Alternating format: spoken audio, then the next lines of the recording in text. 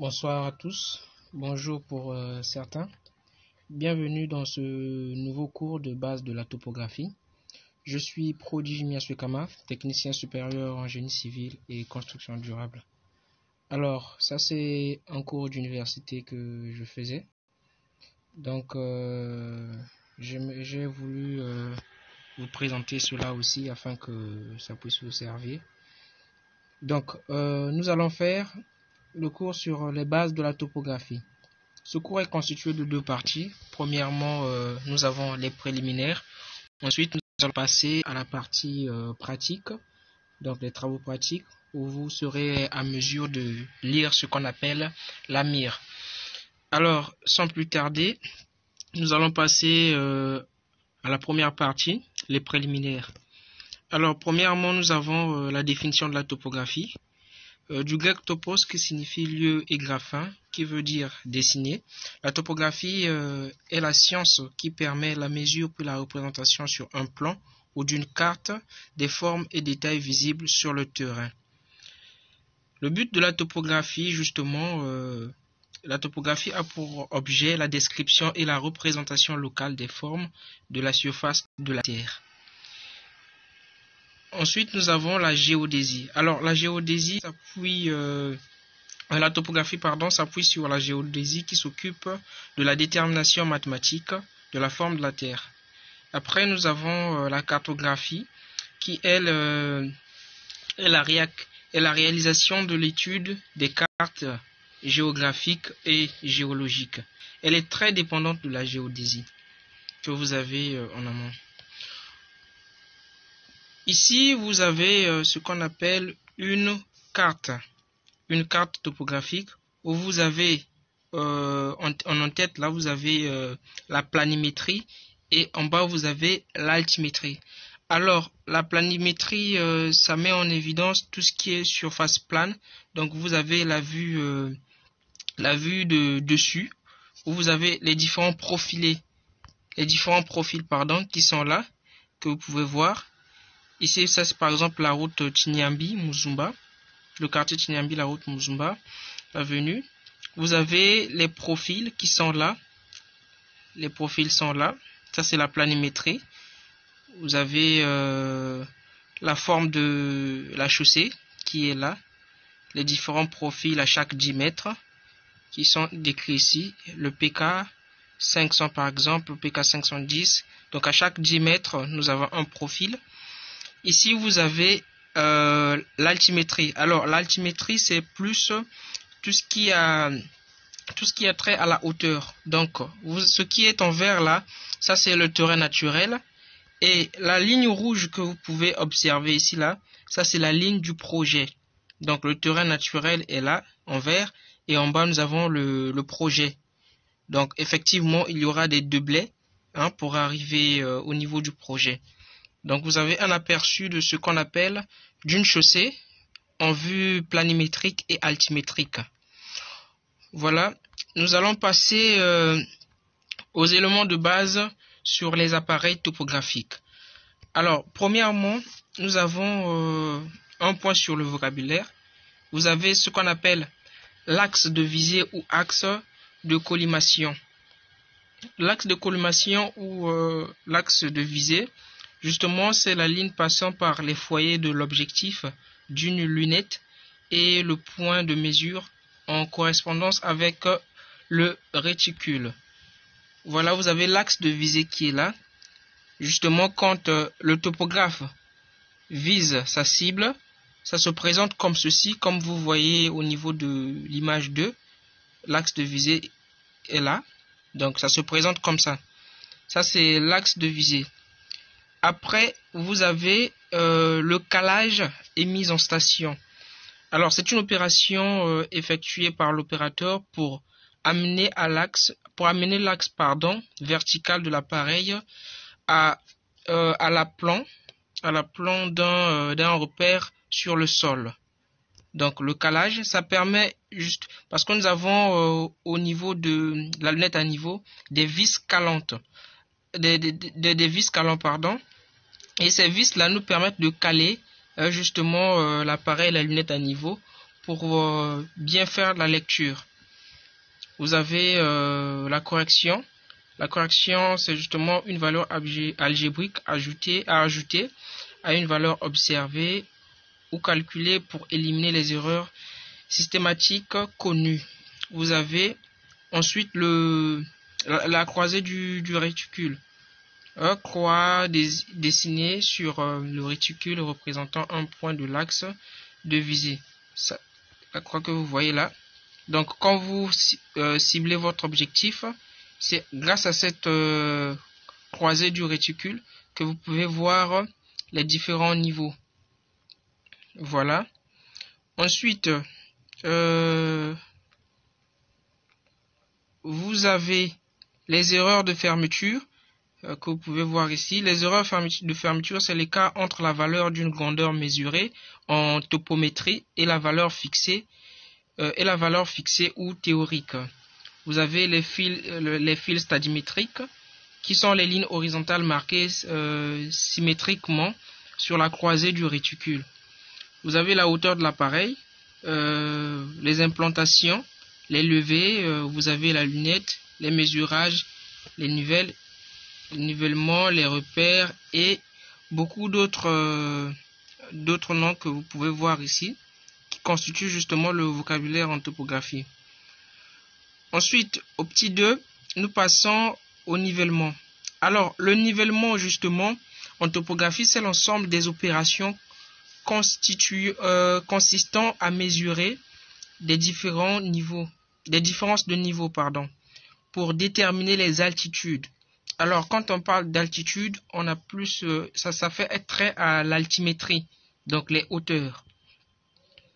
Vous avez ensuite au petit 2, le nivellement direct ou géométrique. Le principe du nivellement géométrique est la mesure d'une différence d'altitude ou d'une succession de différences par rapport à un point d'altitude connu. L'altitude du point connu et ses différences d'altitude mesurées permettent par simple soustraction de déterminer l'altitude des points. Voilà, c'est ce que vous avez ici. Donc vous avez au centre votre appareil de niveau. L'appareil de niveau fixe l'objectif ici et là. Et vous pouvez voir les hauteurs sont différentes. Vous avez une hauteur ici qui diffère de celle qui est ici. Mais grâce à la lunette de niveau, vous pouvez voir comment est-ce que ça peut se présenter. Donc vous avez ensuite le nivellement indirect ou trigonométrique. Le nivellement trigonométrique est réalisé par calcul du dénivelé. Donc la dénivelée, c'est la différence de niveau. Ou non plus, sa mesure directe. On ne mesure plus la dénivelée entre deux points pour déduire une altitude, mais on calcule tout d'abord cette dénivelée grâce à des mesures d'angle et de distance réalisées à l'aide d'un théodélite ou d'un tachéomètre. Excusez-moi. Voilà, au petit 2, nous allons passer aux travaux pratiques. Alors, l'appareil que nous allons apprendre ici, c'est le niveau de chantier ou le niveau de chantier à visée optique. Alors, le niveau de chantier à visée optique est constitué de plusieurs parties. Vous avez à ce niveau ce qu'on appelle des vis de réglage. Ensuite, vous avez l'objectif. Après, vous avez le limbe ou molette pour cercle horizontal. Vous avez ici la plaque de base. Ici, vous avez la platine du trépied. Après, le dispositif de visée grossière. Voilà. Ici, vous avez les commandes latérales à vis sans fin pour ajuster justement fin sur mire. Voilà, ici vous pouvez voir les vis calantes qui sont ici, les vis calantes dont on a parlé en amont. Ici vous avez les vis de réglage de netteté qui sont là, la vis là de réglage de netteté qui est là. Et voilà, vous avez de façon détaillée les différentes parties de notre appareil à visée optique. Après, on utilise cet appareil avec ce qu'on appelle la mire parlante. Alors, la mire parlante est là. Elle est généralement de 5 mètres de hauteur. Vous pouvez dérouler la mire comme vous voulez. Pardon. Donc, ça se présente comme ceci. La mire, dans sa totalité, généralement fait 5 mètres. Et il y a des mires qui vont à plus de 5 mètres aussi. Donc, la distance entre la base de la mire et le dernier niveau noir ici, ça nous fait 1 mètre, comme signifie ici, justement. Et l'écart, excusez-moi.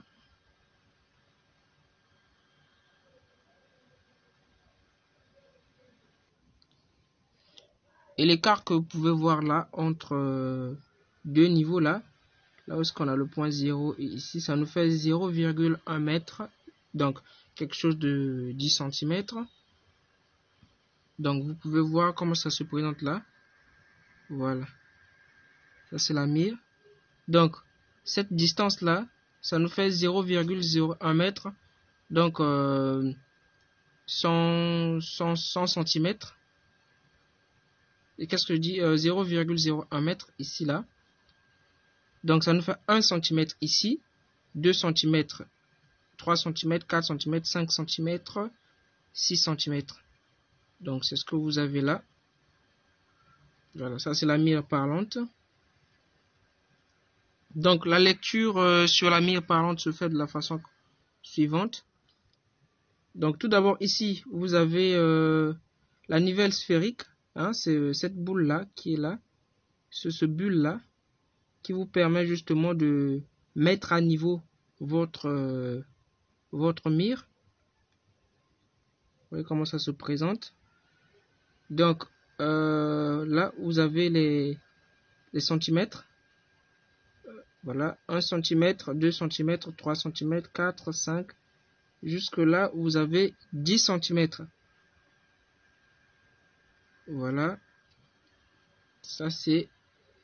Ici, vous avez les différentes parties du réticule. Vous avez le fil stadiométrique haut. Ici, vous avez le fil niveleur qui est au milieu. Et ici, vous avez le fil stadiométrique bas. Voilà, ça se présente comme ceci.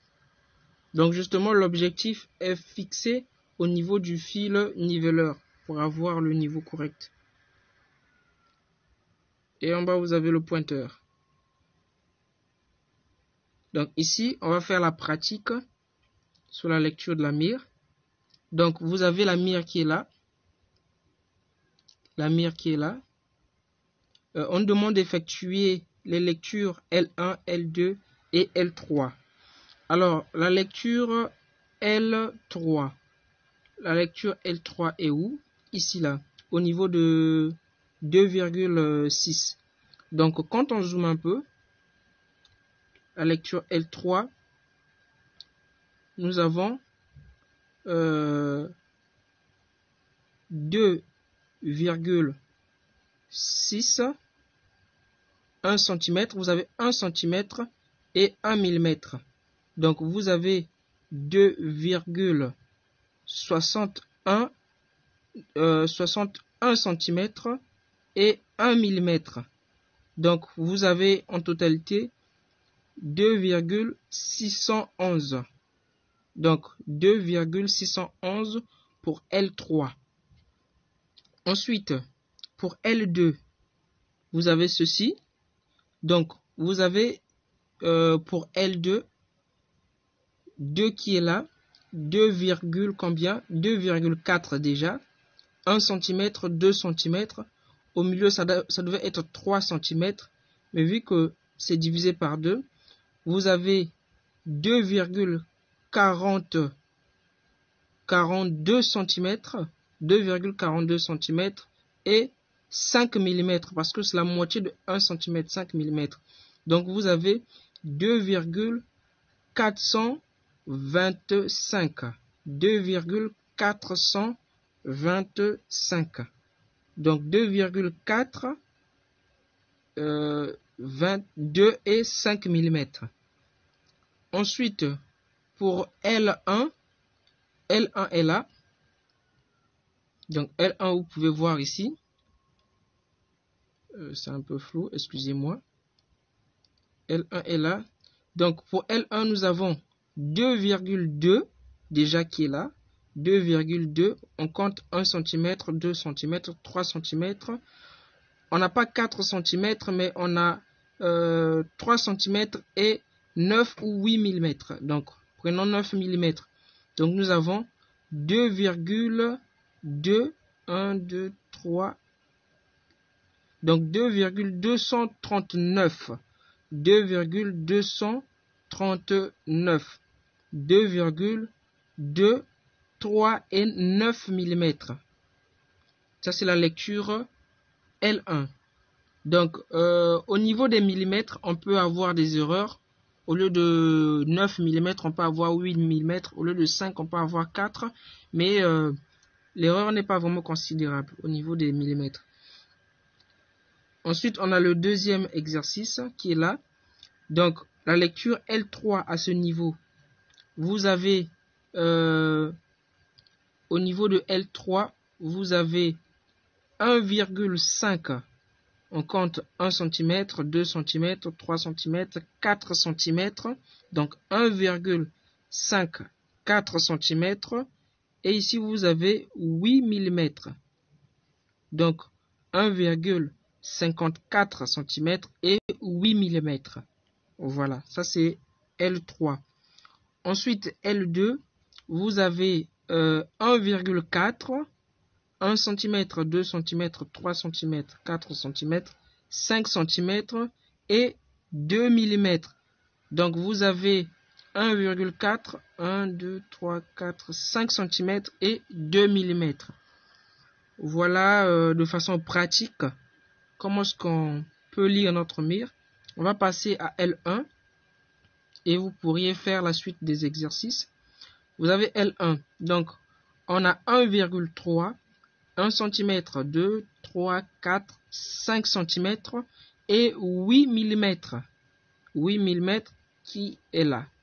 Donc vous avez 1,3, vous comptez 1 cm à partir du trait que vous voyez en dessous de 13 là, ou bien 1,3 que vous voyez, c'est à partir de ce trait qu'on compte 1 cm, 2, 3, 4, 5 cm et 8 mm. Donc vous avez 1,35 et 8, 1,358. Voilà. Donc pour la suite, vous avez des exercices qui sont là, que vous pourriez faire. Vous voyez un peu. Vous pourriez regarder et essayer de vous exercer chez vous. Donc nous sommes là. Voilà. Nous sommes ici.